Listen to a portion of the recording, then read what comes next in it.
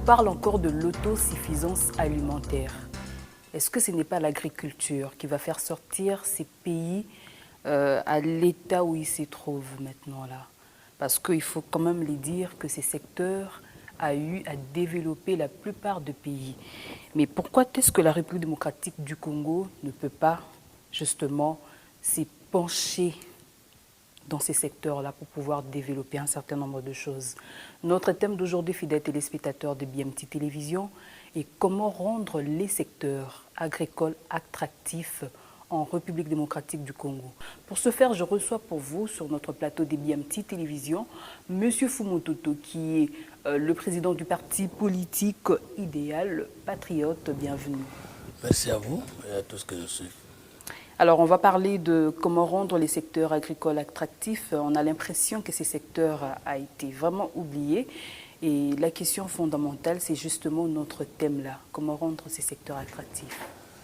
La première chose, c'est qu'on ne peut pas rendre attractif ou attrayant ce qu'on ne connaît pas ou ce qu'on ne reconnaît pas. Comment rendre... Vous acceptez que beaucoup ne reconnaissent pas ces secteurs? Oui, nous pouvons connaître que l'agriculture existe.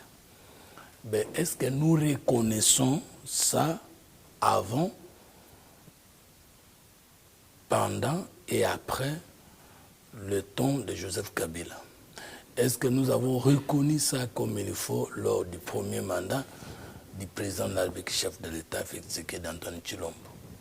Nous pouvons dire que ce n'est que maintenant, au deuxième mandat, que sincèrement, il y a eu un projet du chef de l'État ancré sur l'agriculture.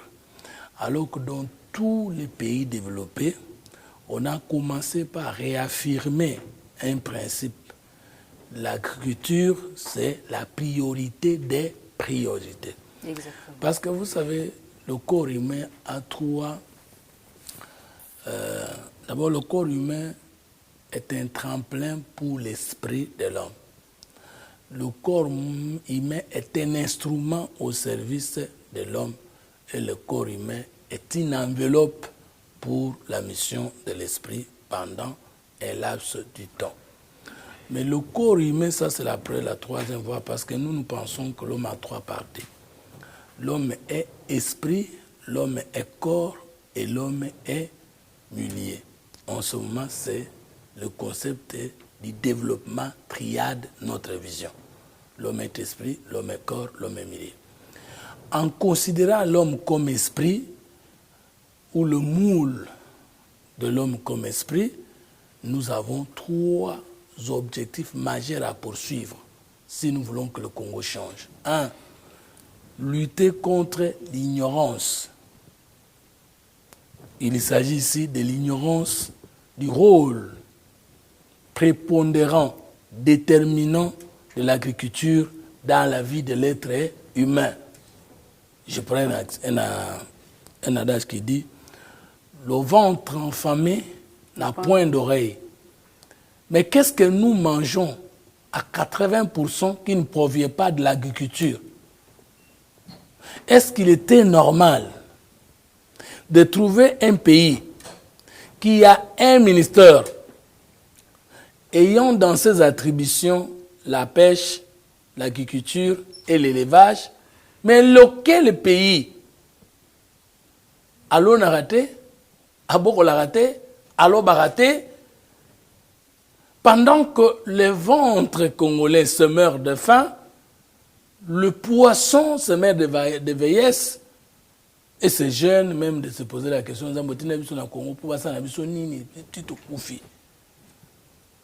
et les forêts sont là, alors qu'il y a deux pays qui ont des difficultés pour attraper où il faudra poser une semence pour attraper une plante ou une végétation mangeable. Le marécage du fleuve Congo, de là où on appelle Ngwele ici à Kingabwa, dans la commune de Limité, jusqu'à Nsele. Le marécage est riche, cultivable, exploitable et capable de nourrir toute la vie de Kinshasa et plus. Mais les problèmes se trouvent où? L'ignorance. J'ai dit, en considérant comme esprit, nous devons lutter contre l'ignorance. la peur ou la phobie, parce que tout le monde est peureux, tout le monde a la peur, comme faculté que Dieu a mis à chacun de nous pour ne fût-ce que vous révéler les dangers. Pour développer ces secteurs, on a peur, on a la phobie de quoi? Il y a la phobie de commencer par où tout le monde a commencé. La phobie de mieux faire les choses. La phobie de ne pas accélérer les choses. Donc, de ne pas précipiter les choses. Non, la phobie de ne pas accélérer. Maintenant, en considérant l'homme comme corps, nous devons lutter contre la malnutrition, la maladie et l'insomnie, parce que le corps humain a 3 missions. La consommation est la première mission, le mouvement est la deuxième mission et le repos. Et donc, un corps qui ne mange pas bien ne peut pas mouvoir bien et ne peut pas se loger et dormir bien. Maintenant, comment nous pouvons nourrir notre corps sans exploiter notre sol? Je peux vous donner un exemple. Vous savez que si vous voulez coloniser un peuple, les gens pensent qu'on passe seulement par l'idéologie. Non. On colonise aussi un peuple par la déformation alimentaire. Par la déformation Oui, alimentaire. ou bien par l'importation alimentaire. Okay. Parce que l'homme ne raisonne ou ne vit qu'en fonction de ce qu'il consomme. Dans les faits que nous importons toujours. Regardez, nous sommes ici dans la commune de la Gombe. Tout le marché en termes de restaurants que nous consommons, il n'y a pas généralement ce qui est cultivé ici au Congo. Est-ce que vous avez compris? Mais vous n'avez pas l'impression... La crise d'identité alimentaire entraîne la crise d'identité spirituelle, entraîne la crise d'identité politique. Mais vous n'avez pas l'impression comme si les Congolais eux-mêmes n'aiment pas consommer ce qui est local? Mais ça veut dire qu'il n'existe pas. Parce qu'en fait, la pauvreté dans le jargon, c'est l'absence de son identité, ce n'est pas le manquement de biens de consommation.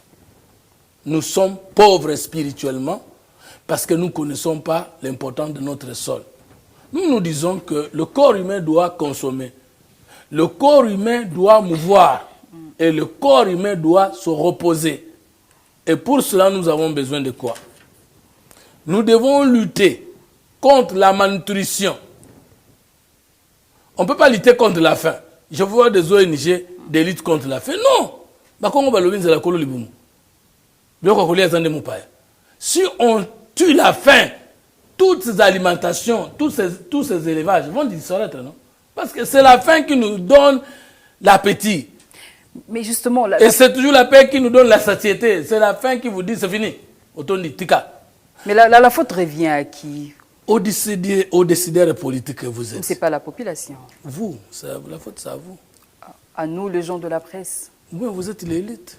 Pourquoi disons-nous que la presse est un 4e pouvoir? Mais raison pour laquelle on évoque ces sujets-là aujourd'hui. Mais parce que vous ne saviez pas que vous, la presse congolaise, vous avez aussi une grave responsabilité dans ce qui nous arrive, le malheur au Congo. Parce qu'il faut une presse alternative. La presse du changement, pas la presse des biscuits. C'est question que Moutassa Simbisa que le Wagolia, les journalistes comme une biloba, même si dans le fond, tout le monde a dit ça matin, mais le lot, il y a des musiciens qui ont dit ça. Oui, mais chez BMTV, c'est la différence. Nous faisons vraiment la différence. Oui, d'accord.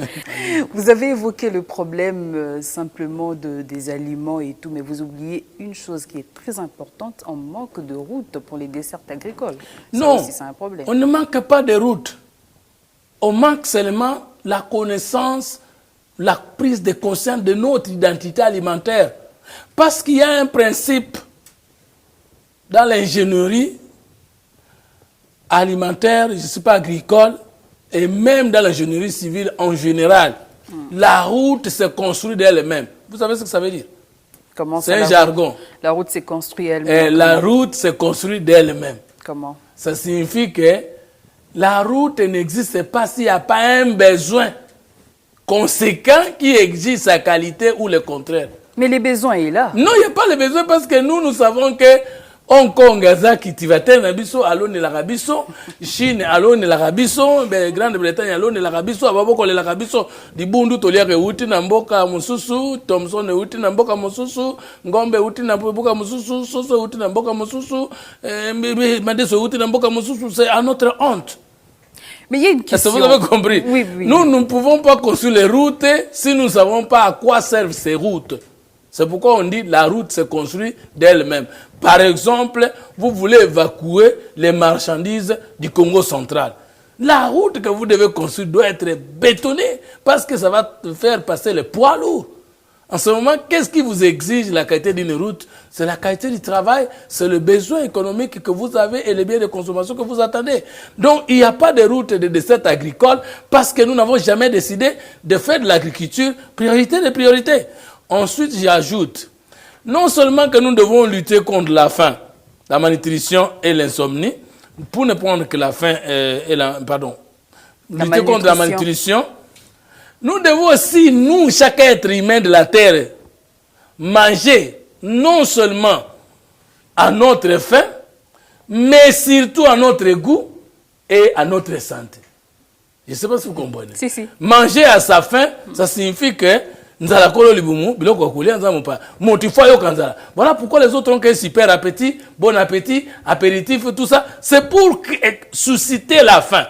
Ce n'est pas normal que vous ayez kanzala.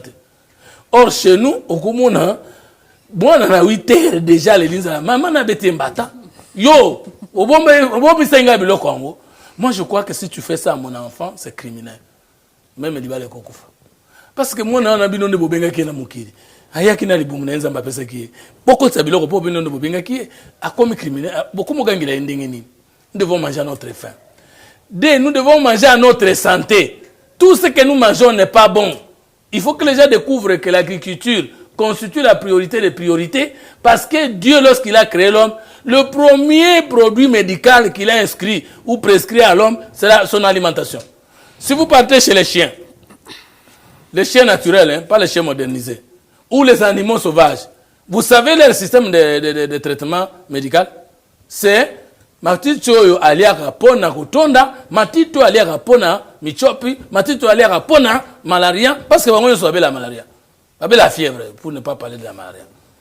Vous avez compris? Maintenant, nous devons manger à notre faim. Nous devons aussi savoir manger à notre santé. Or, nous sommes dans un climat différent du climat de notre importation de riz, de notre importation de Madesu. C'est déjà un problème. Pour que l'homme soit en parfaite identité divine, identité humaine, identité citoyenne, il faut que l'homme consomme son sol et l'environnement de son espace. Or, nous sommes Congolais, nés au Congo, vivons au Congo, mais ne consommons pas parce que nous ne cultivons pas le Congo. Voilà, le problème c'est qu'aujourd'hui, nous devons savoir que si nous voulons que ça change, nous devons reconnaître l'importance de l'agriculture pour nous permettre de manger à notre faim, à notre goût et à notre santé, d'une part. De l'autre part, pour nous permettre de lutter contre le caractère extraverti de notre économie qui se justifie par manque de production sur le plan interne. Et le président de la République l'a évoqué même lors de son interview à Bruxelles. Donc aujourd'hui, une économie dollarisée, ça, une agriculture de base, ne peut jamais stabiliser le pouvoir d'achat du Congolais. Parce que quand le Congolais plaire le pouvoir d'achat, et là, on lui reçoit les lara, et c'est qui s'arrête, mapa, lipa, boula foufou, madesu. Alors tout ça, est-ce que nous ne pouvons pas cultiver ici? Je me pose la question. Nous devons continuer à importer les riz et aussi les maïs. Ce qui est très grave. Maman, mais est-ce que culture et maïs, est-ce que ça fait plus de 6 mois? C'est moins de 7 mois. Vous avez. Alors je me pose la question. Nous avons décidé même ici, pour mettre fin avec la crise alimentaire au Katanga, d'importer les maïs de la Zambie. Alors que le sol et le sous-sol congolais est riche. Nous sommes possédés, nous sommes envoûtés. Ah, c'est nous qui sommes envoûtés maintenant. Hein. Mais vous avez parlé de Joseph Kabila. J'aimerais... Pourquoi avez-vous évoqué Joseph Kabila tout au début de votre discours? J'ai évoqué Joseph Kabila parce que la gouvernance politique se situe dans la continuité de l'État à tel point que si le régime précédent n'a pas fait ce qu'il fallait faire par rapport à son étape de l'évolution du pays, le pouvoir qui vient a des charges alors qu'il ne pouvait avoir qu'une seule charge, celle de compléter, d'abord de pérenniser, de maintenir, de compléter, d'abord maintenir ce qui a été fait par le prédécesseur et compléter et puis à planifier pour l'avenir. Or, il s'est fait remarquer... Mais dans les 5 ans d'avant, vous n'avez pas planifié ce qu'il Non, mais fallait. je voulais prendre l'exemple du royaume de la Belgique, qui était un colon, et je vais m'ajouter colonialiste, qui nous a dépersonnalisés. Parce que nous avons connu la colonisation culturelle. Nous avons été colonisés dans la chair, dans l'âme et dans l'espace géographique, le pays. Malgré ça, les budgets de la Belgique, pays colon et colonialiste, pour l'agriculture dépassaient 10%. Mais nous, même quand nous sommes venus au pouvoir depuis 1960, jusqu'à ce que le chef de l'État prenne la décision actuelle de changer les choses du point de vue du domaine agricole, notre budget sur notre consommation était moins de 5%. L'agriculture était demeurée le cadet de tous les soucis de nos gestions. Mais entre-temps, dans chaque gouvernement, on avait un ministre chargé de l'agriculture. Et il y a l'agriculture dans ses attributions. Je me pose la question, ministre, on a ça la bureau, semences améliorées. Est-ce que nous avons besoin de semences améliorées? Les semences naturelles qui sont là, nous ne les exploitons pas. Et on a besoin de nous dire les semences améliorées. Ce n'est pas un problème, les ODD, je ne sais pas comment ils appellent ça. Donc il y a un problème de vision. Il y avait un problème de vision. Nous avons une obligation de vision par rapport à ce que nous consommons, à ce que nous mangeons, parce que nous sommes un peuple. Nous devons conserver notre identité alimentaire. Je vais vous donner un exemple. J'avais effleuré ça, cet aspect des choses. Nous sommes en ville ici. Vous connaissez les noms de vos restaurants. Et vous connaissez les noms de vos plats. Et d'autres de montrer la cuisine congolaise, elle est où? Par contre, si vous prenez un Américain, où qu'il soit, si ce pays-là où il est développé, il y trouve aussi la cuisine américaine là-bas. Imaginez-vous, les Américains n'ont pas un ministère ayant dans ses attributions la culture. Mais ils ont des centres culturels dans chaque pays du monde, où ils ont de l'influence, ou des intérêts. Mais nous, nos enfants qui naissent, Congolais en France, en Belgique, la cuisine congolaise, elle peut être là. Mais si je veux, je ne peux prendre que les châteaux rouges en France. Les Chinois ont déjà tout récupéré. Est-ce que nous existons lorsque nous n'avons pas une cuisine congolaise, lorsque nous n'avons pas une agriculture congolaise, lorsque nous n'investissons pas dans l'agriculture, donc notre économie ne sera jamais stable. Parce que, écoutez, on dit notre pays a résisté à la récession économique sur le plan international. Bien, c'est vrai, c'est vrai. Mais je vous assure que notre économie a subi les chocs des crises internationales, du point de vue économique. Mais si nous étions en train nous-mêmes de produire les riz à notre quantité, est-ce que tant qu'Ukraine na Russie babundi, nzala oyo koti na biso siko, hausse des prix et koti na badara alimentaire, et l'ingay kokota de la même manière, je ne pense pas. Nous aurons pu subir ces chocs autrement. Vous avez compris. Donc l'agriculture aujourd'hui, priorité des priorités, plus qu'une nécessité. Et nous attendons du chef ces déclenchements, ces détournements. Mais on lui a rappelé ça hier par rapport à votre slogan « Le peuple d'abord ». On a l'impression que la population est carrément oubliée. Donc le slogan « Le peuple d'abord » n'est pas mon slogan, c'est le slogan des l'UDPS comme parti politique. L'UDPS comme parti politique. Mais vous êtes alliés aussi. Nous sommes des alliés de l'UDPS, donc on n'en a pas signé, même en bien ou en mal, ce qui ne nous concerne pas. Donc c'est leur slogan. Mais est-ce que ça peut aussi être un slogan commun, parce que tout homme politique ne travaille que pour le bien-être de son peuple. Donc je crois que nous pouvons assumer ça, ce n'est pas un problème. Mais alors, comment rendre ces secteurs attractifs pour le jeune, justement? Parce qu'on a l'impression comme si on a attribué ces secteurs simplement aux pauvres. On pense que c'est seulement de grands-mères qui peuvent justement faire ce travail-là. Les fermiers dans un pays développé sont-ils dans la classe des pauvres? Ça, c'est dans un pays développé. Alors, mais nous voulons développer le pays demain. Mais je pose la question à ceux qui nous suivent. Les fermiers, dans un pays développé, sont-ils dans la classe des pauvres? Mais c'est là qu'il faut corriger la colonisation mentale, l'orgueil mental, la chute d'identité mentale qui nous caractérise. Ah, Moussali Bilanga, Mokati Mila. Comment rendre attractif ce secteur? Il faut une révolution de mentalité. Ou la transmission spirituelle. générationnelle. Non, il faut d'abord une communication appropriée pour dire l'agriculture est priorité de priorité, parce que même les chefs de l'État pour abimana sa aliaki. Sora aliété 48 heures to kute bembe. Nakosi. Même première dame Falia. Bon, et l'autre côté kana nzoto a mokonzi pe avant nango toute la journée. Yo sakana nango. Moto asala kayango yo mona ngo parler. Mais nous, vous savez, moi avant d'être en Europe, qu'est-ce qu'on disait de nos frères? Alungwa kuna yo zo sokola ba wese kuna. Mais on ne savait pas comparer wese yango batogo sokola kuna. Est-ce que ça lokola wese to badamo na sibanda? C'est un problème. Quand on dit l'agriculture, priorité de priorité, si quelqu'un n'a jamais été dans un pays développé, pour voir la beauté de ce qu'on appelle l'agriculture, les champs modernes, il peut continuer à croire que l'on a bilangué le Kopamba. Il faut aussi une connexion avec ce qui se passe de jeunes, de la jeunesse, avec ce qui se passe au monde, pour qu'ils découvrent un agriculteur dans un pays développé, c'est qui? Un fermier dans un pays développé, c'est qui? Un éleveur dans un pays développé, c'est qui? Mais vous leur donnez pas et de ensuite, moyens, on leur donne pas de moyens. Il faudra que nous, en politique, chacun de nous démontre son humilité en ayant ses propres champs et en diffusant que nous cultivons. Vous avez votre propre champ? Je n'en ai pas parce que je n'ai pas les moyens d'acheter des terrains. Donc ça veut dire que l'État doit subventionner. Maintenant, les gens. quand vous m'avez posé la question que j'ai répondu que je n'en ai pas, c'est où? Parce que moi j'ai trois parties. Il y a le Fumuto de la diaspora, il y a le Fumuto de Kinshasa et le Fumuto de province. Mais en province, je suis un villageois né au village. Je suis venu à Kinshasa à plus de 21 ans d'âge. Mais je suis né et grandi comment? Mon père est cultivateur, ma mère est cultivatrice. Je ne sais pas si c'est comme ça que ça se dit, excusez-moi. Ce qui ne fonctionne pas comme les cultivateurs. Moi, j'ai terminé l'université à Kinshasa, ici à Kinshasa, avec mes champs. J'ai même oublié.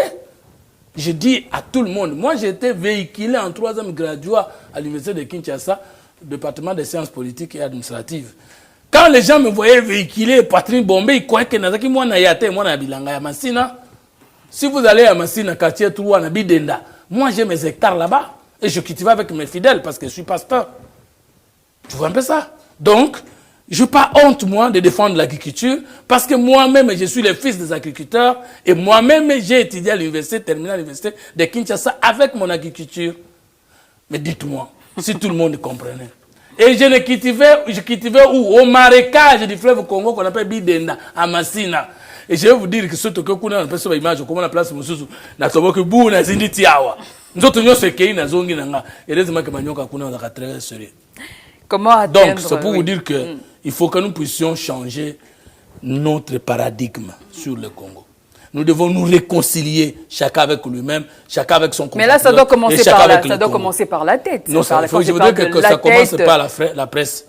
Personne n'est propriétaire définitif de ce pays. Nous sommes tous des rois de la tête de ce pays. Le chef de l'État est un Congolais comme tout autre Congolais.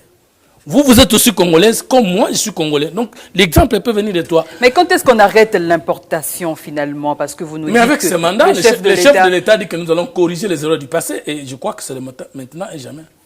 Il est en train de corriger déjà. Et bien sûr, parce que dans les programmes de gouvernance déjà planifiés, il ne nous reste qu'à exécuter parce que ce qui manque dans ce pays, ce n'est pas de bons projets, c'est plutôt la moralité et la discipline du changement.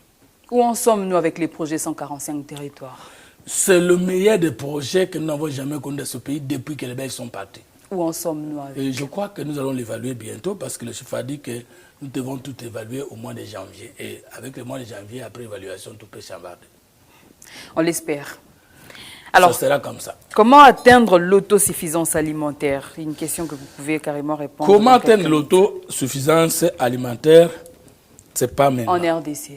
C'est pas maintenant, mais c'est pas impossible. C'est seulement prendre un budget colossal dans ce domaine-là, de faire fonctionner la justice pour éviter la corruption, le détournement, et aussi renforcer le rôle de services spécialisés de contrôle, et le contrôle des assemblées, et le contrôle hiérarchique et le contrôle des institutions spécialisées, notamment l'inspection générale des finances, l'IGF, avec l'impulsion du chef de l'État sur son gendarme, Jules Alenguit, et les autres inspecteurs des finances. Mais quel est le problème aujourd'hui?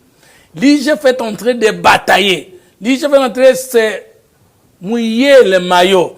L'IGF est en train de tout faire. Mais il n'y a pas l'accompagnement de la justice. Le chef lui-même continue à insister, même dans son récent message, que la justice est malade. Et il a promis de l'équiper encore une fois pour qu'elle puisse produire son rôle que nous attendons il y a longtemps. C'est ça le problème. On peut décider aujourd'hui de décaisser un montant, une enveloppe colossale pour l'agriculture.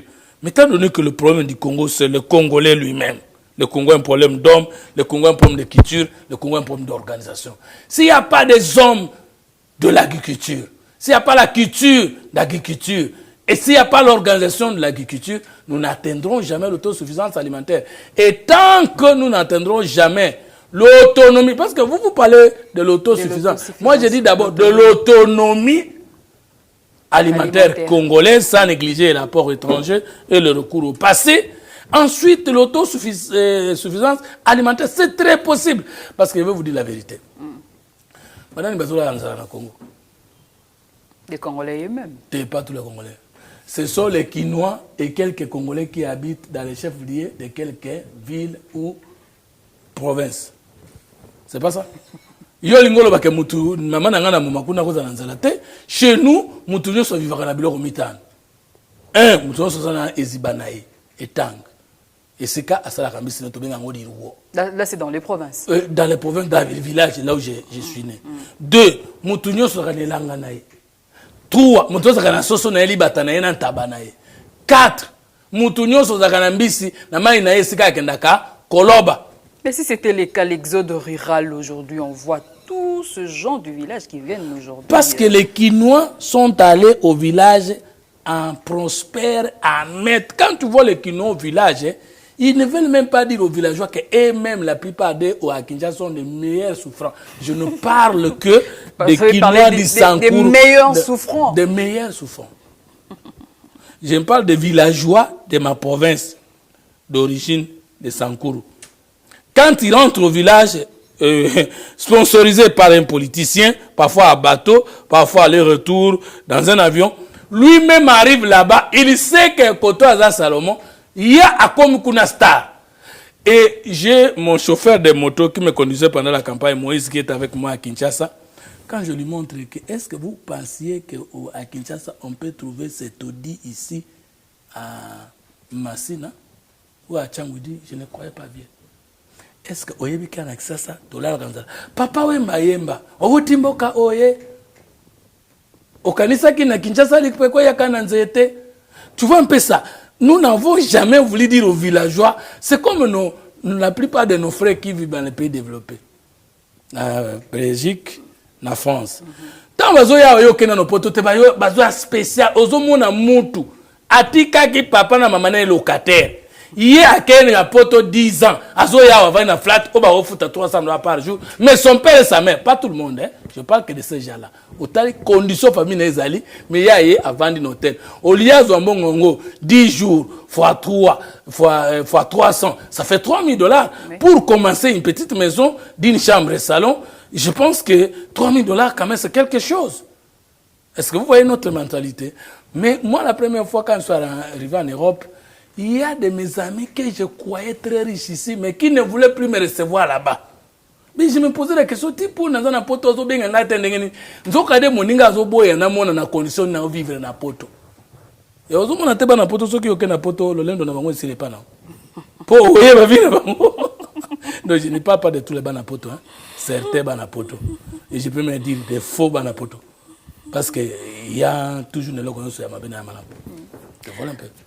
Le problème de l'agriculture en RDC, c'est un problème d'homme tout d'abord. Un problème d'homme. L'homme congolais, est-ce qu'il veut manger le Congo? L'homme congolais, est-ce qu'il veut l'identité agricole congolaise? Est-ce que l'homme congolais, il a de l'ambition d'exporter son identité alimentaire? Parce que vous ne pouvez pas faire l'autosuffisance si vous n'avez pas l'intention d'exporter votre identité. Je crois que comme Mabilé Inabiso ailleurs, ça devait être une préoccupation pour que nous puissions nous précipiter la domination étrangère avec les autres. Mais nous n'avons pas encore cette ambition. Est-ce qu'avec les quelques années qui restent de président Félix Antoine Tshisekedi, arrivera-t-il justement non, 4 ans c'est beaucoup. À développer ces secteurs-là? Une année de gestion de l'État, avec le moyen de l'État, si on veut, on peut. C'est beaucoup. Mais Boukangalonzo, pourquoi on ne c'était la chasse gardée de Matata et de Kabila. Mais rien n'empêche qu'on réouvre ces On a pris tout un gouvernement pour inaugurer un partenariat privé. Et après, je ne sais même pas pourquoi la justice ne poursuit plus Matata. Mais vous l'avez laissé pourquoi? Parce que vous avez Moi, je ne sais pas, je ne suis pas juge non plus. D'accord. Alors, quelles sont les méthodes pour améliorer justement l'agriculture? La méthode, je vous ai dit que c'est d'abord la prise de conscience que l'agriculture est la priorité des priorités et que dans celle-ci, nous avons besoin de l'identité et de l'autonomie. Et il faut prendre de moyens colossaux, investir dans ce domaine et donc en diversifiant l'économie de cette manière-là, en quittant l'économie seulement du secteur tertiaire, nous avons déjà quelque chose. Donc on doit encourager des mamans maraîchères. Non, voilà ce que vous dites. Mais pourquoi on ne doit pas les encourager? Mais pourquoi ne pas encourager plutôt le gouvernement? Il faut une agriculture industrielle. Justement, c'est au gouvernement de débourser l'argent. Mais non, pourquoi mais c'est ça. Donc le gouvernement de convaincre tout le monde à investir dans les domaines de l'agriculture. Le gouverneur des provinces, les ministres provinciaux, les ministres nationaux de la République, les opérateurs économiques. Les partenariats privés-publics, c'est ça. Donc à la place d'acheter des terrains pour des maisons, pour acheter des terrains par exemple, dans votre cultiver. parcelle, quand vous allez dans d'autres pays, quand je vais voir mes amis à Bruxelles, vous voyez derrière lui là, il a son petit jardin. Lui qui n'a pas de terre. Mais chez nous, quand nous prenons une parcelle qui a même... qui est même de 20 sur 40 ou de 40 sur 20, je me dis comme ça, vous avez trouvé que les soucis c'est de bétonner, de carrer. Oh papa, toi tu manges les pondous, toi tu manges les matembele, et tu ne te poses pas la question, ce qui n'a l'honneur, on a ça les sous-mounini. Mais pourquoi vous avez refusé les mamans maraîchères? Ce sont ces dames-là qui nous nourrissent maintenant. C'est une façon de les humilier. C'est-à-dire, considérons que l'agriculture doit être une préoccupation pour la République d'abord. Pour le chef de l'État, pour le Premier ministre, pour le ministre d'État, pour le ministre national, pour les ministres provinciaux, pour le gouverneur. C'est le pays qui doit avoir l'agriculture. Parce que le ministère de l'agriculture, pêche et élevage, ce n'est pas le ministère en charge des mamans maraîchères. C'est le ministère national. C'est l'État qui doit planifier les politiques sociales de l'agriculture. Voilà. Mais quand l'État ne planifie pas, qu'est-ce qui arrive après?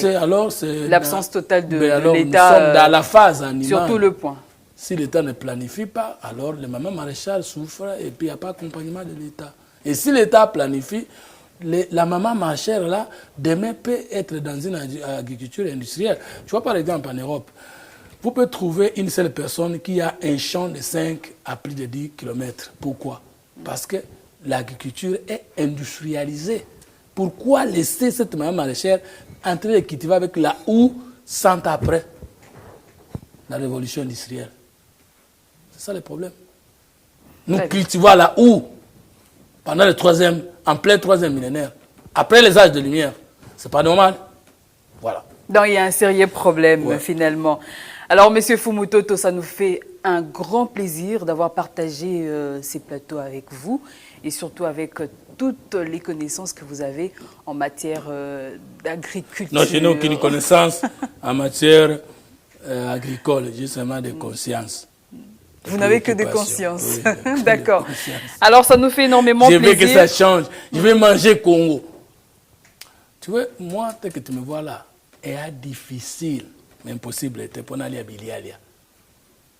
Vous n'avez pas remarqué quelque chose? Mais il y a des magasins où on vend spécialement des aliments. Mais il n'y a pas la promotion de ça. Cet magasin, ce que les ministres mangent là-bas. À Kenarotana, Kutango. Excusez-moi de citer un hôtel. C'est ça. Pourquoi tokufaki na Covid-19 mingité alors que Boma qu'est-ce qu'il y a hôpitaux et à sol les allées. Nous avons été sauvés par des choses, l'environnement et l'alimentation. Notre environnement avait un caractère différent de la puissance de ces microbes-là. Et ce que nous mangeons, le lungui là, le quoi encore, le dongo a complété. Le dongo quoi encore? Des légumes. Wangila. Ok. C'est très riche.